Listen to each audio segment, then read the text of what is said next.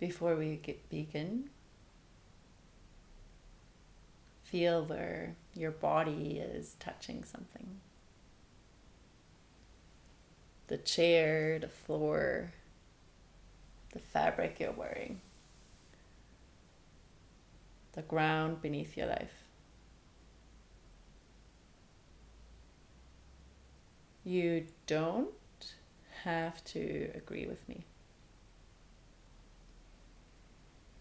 You don't need to improve anything. Just let your body listen. This is not advice. This is a transmission. Take what lands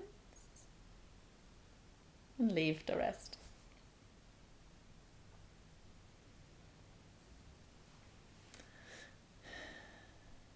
I want to tell you about the void in my life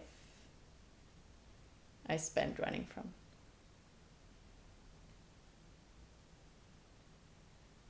The moment I have nothing to do, I start a new project, launch a thing, improve something, yoga, run, clean, do.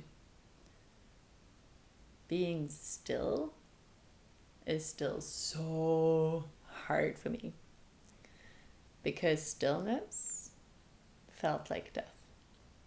So I ran until I couldn't anymore. The pattern of running, the moment I have nothing to do, I start a new project, like this one. I improve something, I do a thing.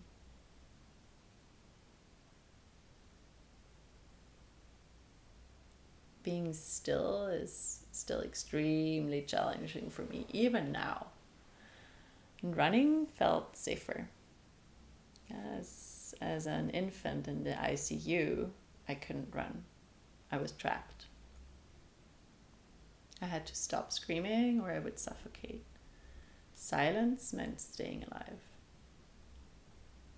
Experiencing sexual abuse as a 6-year-old, I couldn't run. I was trapped. And now I can run, so I still do. It was always easier to run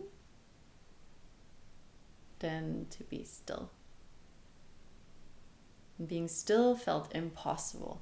And maybe being still is also not the goal.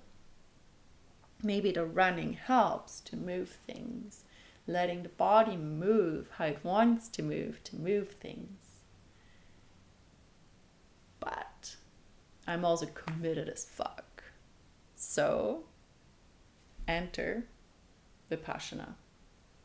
September 2017, Cape Town, South Africa. 10 days of silence. I had no idea what I was walking into. The structure of Vipassana is a 10-day silent meditation. No talking, no eye contact, no writing, no phones. Wake up gongs at 4 a.m. 60-minute sits without moving. Breath, sensations, feelings. Nowhere to run.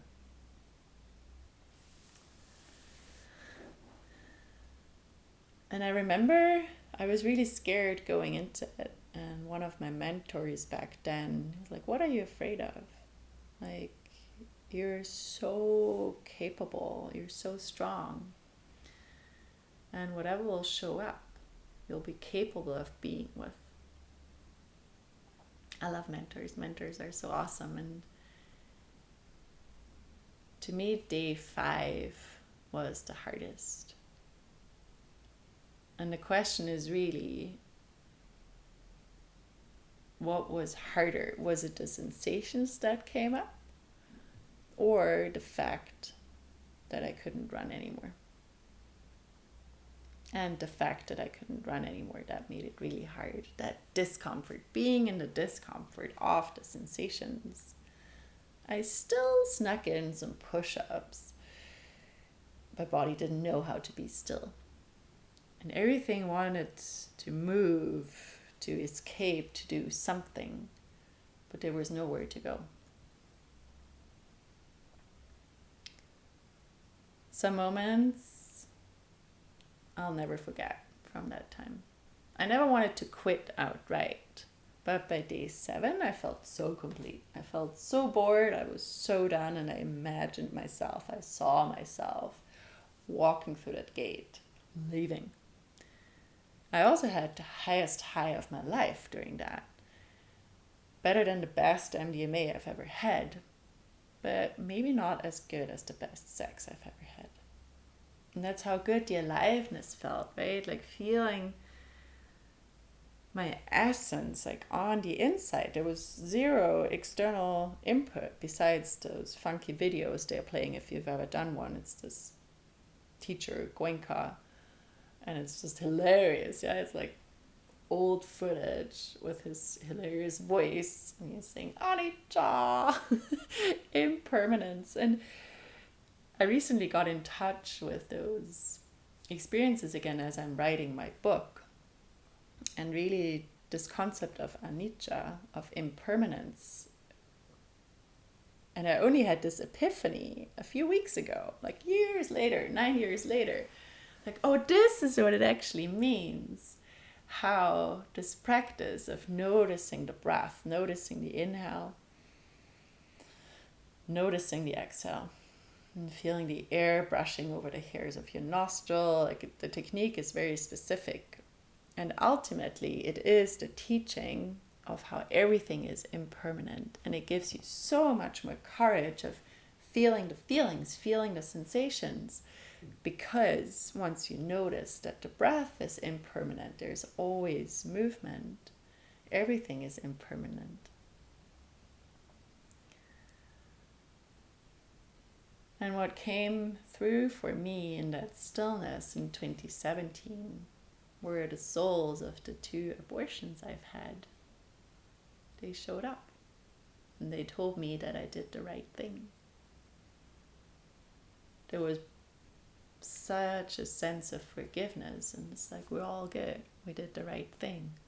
Bawled my eyes out, cried so hard. And another day, Christmas carols from my childhood started playing on repeat in my head, and it was such an interesting experience. And I'm actually going to do another one soon. The memories, the pain, the grief, all of it surfacing because there was nowhere I could run. So what surfaced when I stopped running were those really impactful experiences of my life. The abortions, childhood memories, rage, grief, pain, boredom, really wildness, rawness, aliveness, unfiltered. Everything I'd been out running for decades, and that deep conditioning I have to do in order to deserve. The family lineage, work hard enough and you get the thing. And everything underneath that really came up.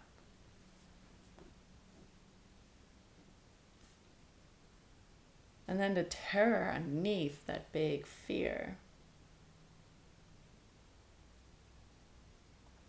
If I'm not achieving or running or doing, what remains? When I don't do, who am I? I come from a family of very hard workers. People who, it's so in my bones that I need to do something in order to be someone.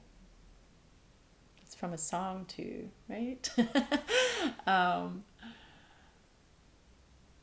So yeah, the void, the emptiness felt like death.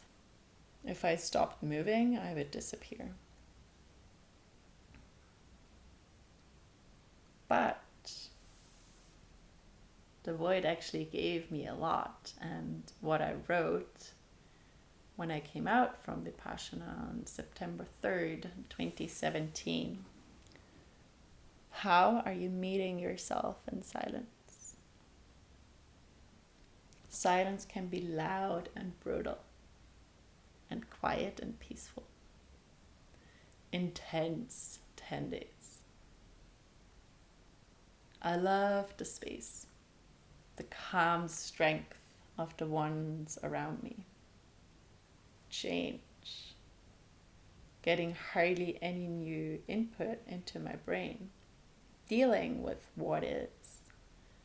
Sitting for 60 minutes without moving. 4 a.m. wake-up gongs, stars, birds, observing breath, sensations, feelings. Slowing down, mountains, yin, delicious food. I missed being compassionate, laughing, writing, cooking, hiking, wildness, touch.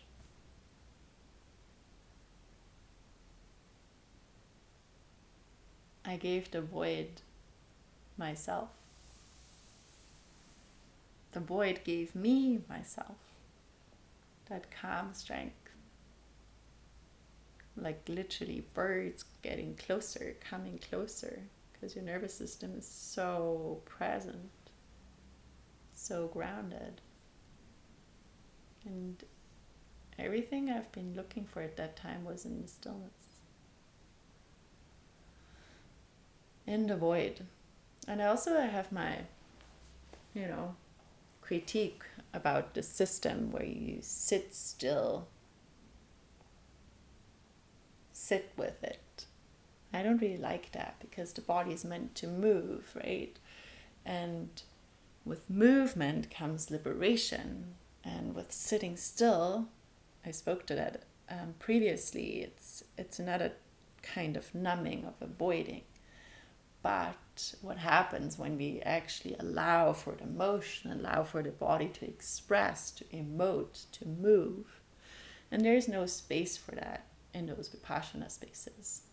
I do have some critique around that, but everything at its time and in its place. And I recently had a very interesting interaction with a client, like his realization around the void, where he was so afraid to be in the void, and then he realized that the void isn't actually scary.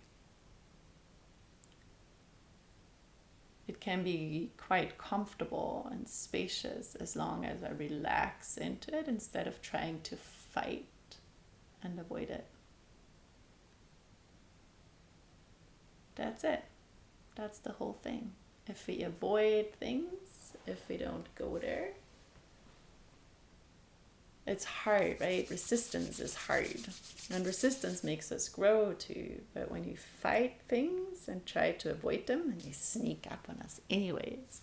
So can I give myself permission to sink into it, be in it? And I thought that the void would destroy me. But to some degree, it saved me. The terror of stillness. High performers are terrified of boredom. We're addicted to stimulation as a society, right? It's all dopamine, hit, like, click. Terrified of boredom. The next project, next achievement, the next distraction. We mistake stillness for stagnation. But stillness might reveal what you've been actually avoiding. And why we run? Stillness reveals the pain, the grief, the rage, the emptiness, the sensations, the feelings, as it happened for me when I slowed down, when I came to stillness in Vipassana, when I came to geographical stillness in Vancouver. A lot comes up. And if we're not doing, we might have to feel. And we're so much more trained to do than we are equipped for feeling.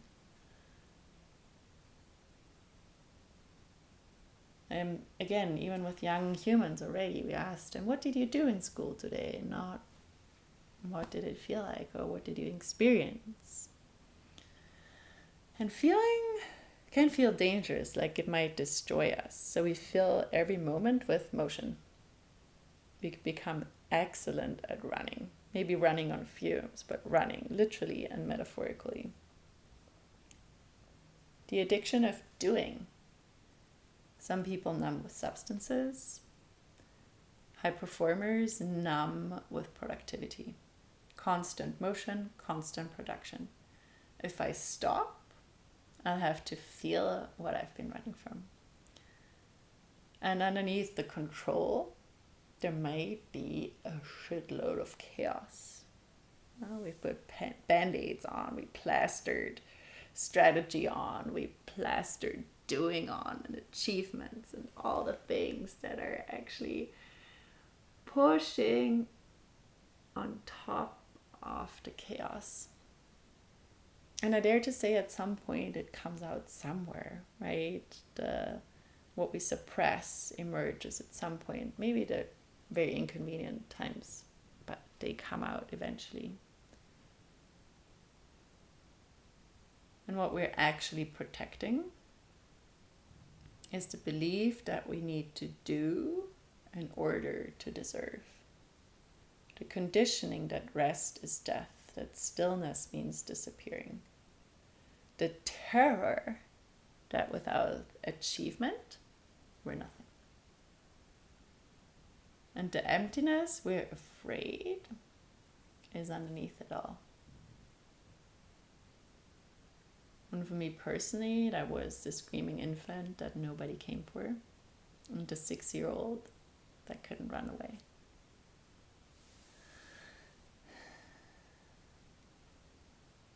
The gift of the void. And silence isn't empty.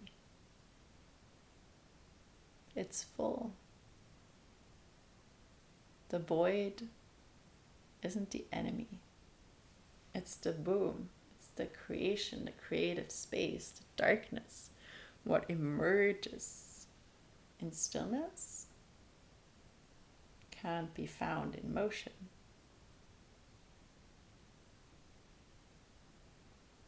The calm strength, the stars, the birds getting so close, the highest highs.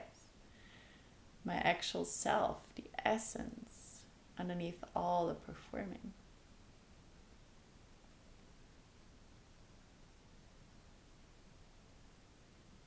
The void I was afraid to feel became the place I found myself. Silence isn't empty. It's full.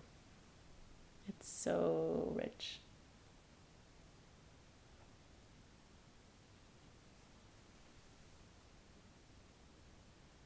And here is what nobody tells high performers. The void terrifies you. Not because it's empty, but because it's full. Full of everything you've been running from. Full of everything you've been trying to outrun. Grief you haven't processed, rage you haven't expressed, pain you haven't felt, loneliness you haven't acknowledged, the parts of yourself you've disowned. And that's another thing I'm observing, especially with men. Like women have sisters, right? Like women have such an intrinsic close network of people around them, generally speaking. And very often I meet men who don't have friends, men who don't have any social containers, any social connections. And it's such a lonely place, right? You're with everything alone, you're struggling alone. And you fill the void with projects, achievements, optimization, constant motion, stimulation. Nothing easier than that these days. You're constant reaching for the phone. big one nowadays, right? Compulsiveness with your phone. Wake up, first thing you touch your phone. Go to sleep, last thing you touch your phone. You tell yourself, I'm just ambitious. I'm just driven. I'm just productive. I'm just doing the thing. But here's the truth. If you can't sit still, if boredom becomes unbearable, if silence feels like death, you're running.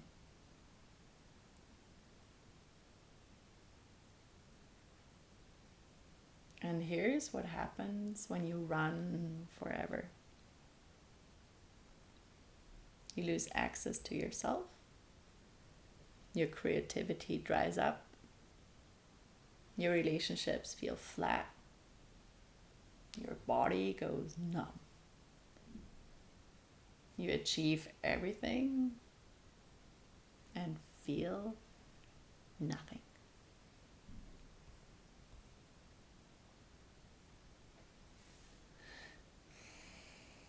The void isn't empty. It's where you find yourself again. But only if you stop running long enough to feel it. And that takes more courage than any achievement ever will.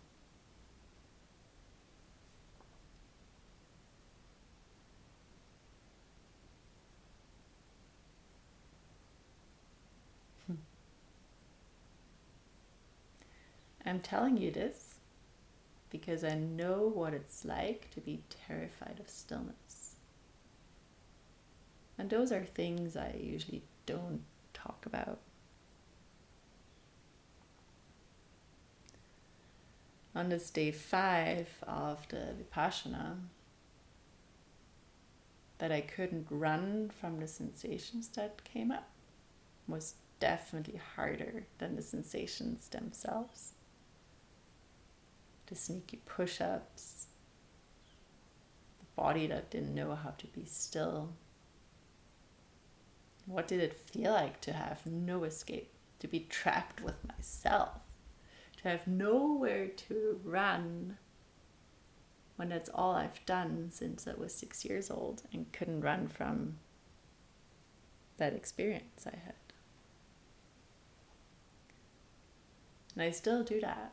I still outrun my sensations because at times it's harder to actually pause, be with the discomfort of the void, be with the discomfort of not knowing, be with the discomfort of having no solution, being with the discomfort of sensation. So it might be so much easier to do, to launch a new thing, to go for a run. But again, this like discernment, when am I out running? And when am I coming from this place of trust and safety? And when am I doing something because I actually want to do it deep from the inside, from my essence? And I know people say, you always will have to do things you don't want to do. And to some degree, I agree. But there's something way deeper than that, right? Like, am I outrunning myself? Am I outrunning myself? Because the motion feels more familiar, more safe than the unknown and the stillness.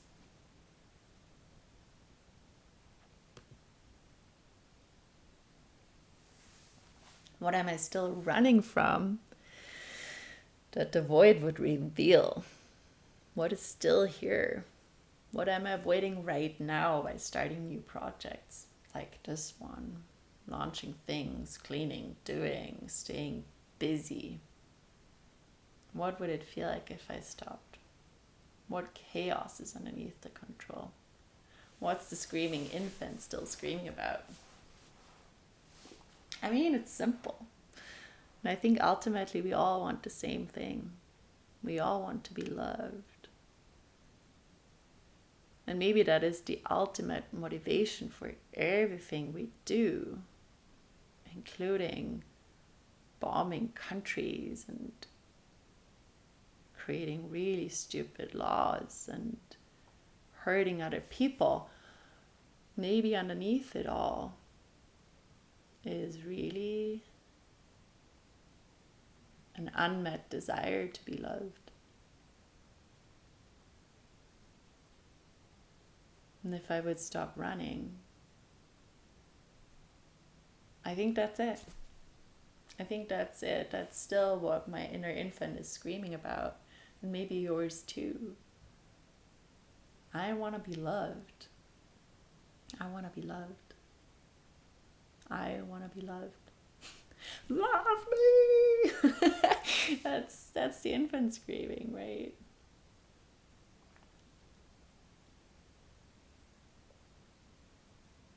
I received from the void so much, or I still do receive from the void so much that the running never could give me. Big part of it is forgiveness, tenderness, softness, pause.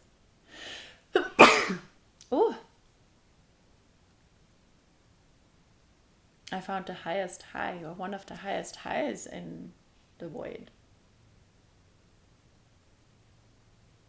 Things emerged in 10 days of silence that decades of doing couldn't touch.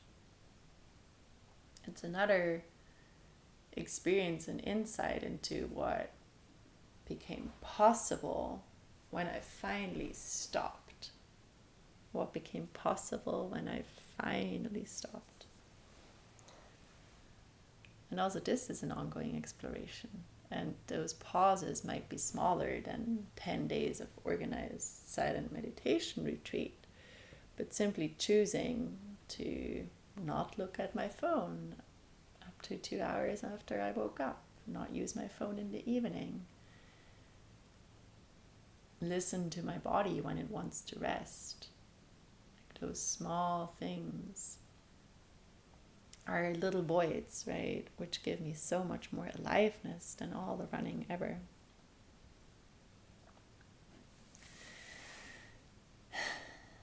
And if this is landing in your body right now, if you're realizing you've been running, you're not alone. You're not alone if you're realizing right now that you've been running. The void isn't empty. It's so full. It's just unfamiliar. And maybe when you're ready, you can stop running long enough to meet yourself there.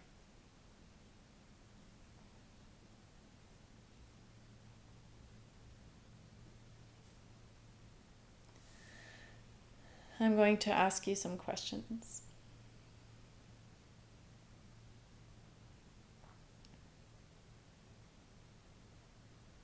Be honest with yourself. Not with me. Be honest with yourself. It's such a huge one, right? Being honest with oneself. It's hard. Let it land in your body. Keep breathing. Just noticing. Question number 1. What are you running from in the stillness?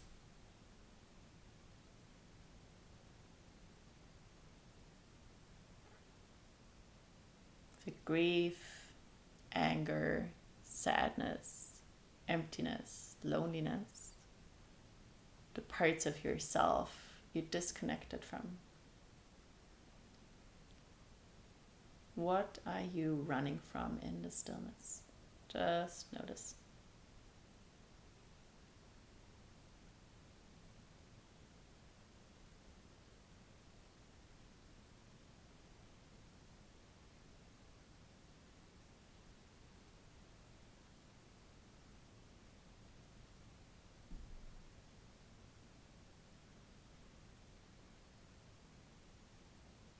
Question number 2. What if you couldn't run anymore? What would you feel?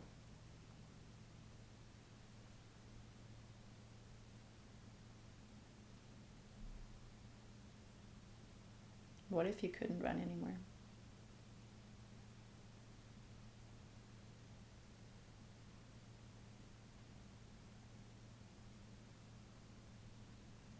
If the project stopped,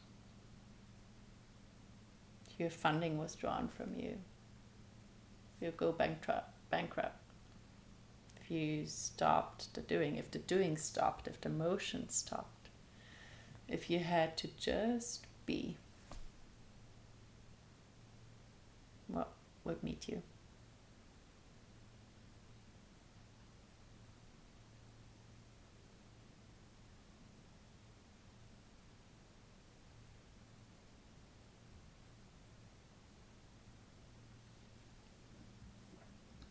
Question number 3. What if the void isn't empty? What if the void is full?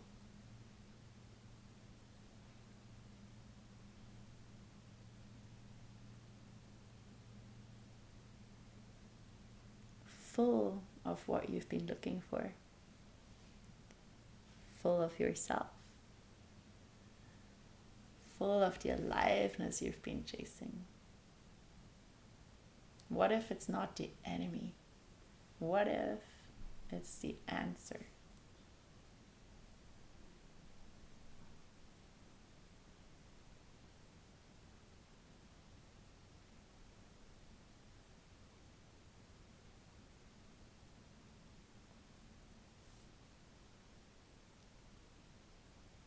Question number 4.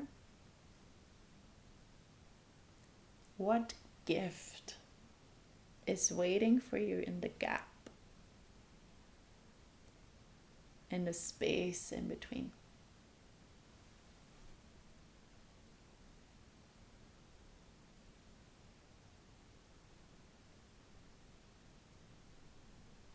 What wants to emerge that can only come through stillness? What's on the other side of the running? Who are you when you're not moving? What gift is waiting for you in the gap?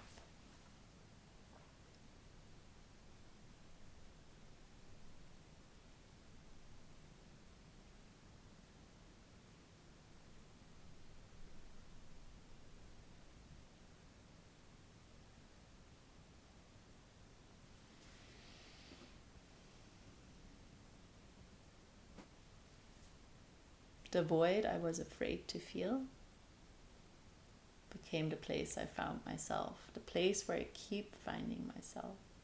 Silence isn't empty, it's full. You don't have to keep running. The gap is the gift. Pause. Stay. Even when it's hard, especially when it's hard. The void isn't death. It's where you become alive.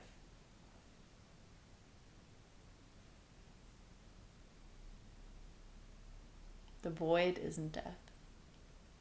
It's where you become alive.